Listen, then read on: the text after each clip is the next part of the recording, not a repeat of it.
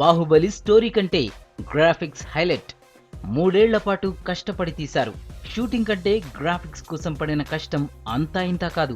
ప్రతి ఫ్రేమ్ను 1కి 4 సార్లు ఆలోచించి మరీ గ్రాఫిక్స్ డిజైన్ చేశారు. Baahubali part 1 visual effects supervisor Srinivasan Mohan team నుంచి వెళ్లిపోయాడట. బాహుబలి 2ని కాదని రోబో 2కు చేంజ్ అయ్యాడు. శంకర్ పిలుపుతో హైదరాబాద్ నుంచి చెన్నైకి చెక్కేశాడు. అయితే శ్రీనివాసన్ ప్లేస్ లో ఆర్సి కమలాకన్నన్ వచ్చాడు.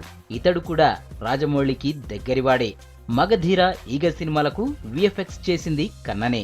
అయితే బాహుబలి 2 నుంచి శ్రీనివాసన్ వెళ్లిపోవడం వల్ల వచ్చే ఇబ్బంది ఏమీ లేదని, స్నేహపూర్వక వాతావరణంలోనే సాగనంపామని టీం చెబుతోంది. శంకర్తో శ్రీనివాసన్కున్న అనుబంధంతోనే కాదనలేక వెళ్లిపోయాడని చెప్తోంది టీం.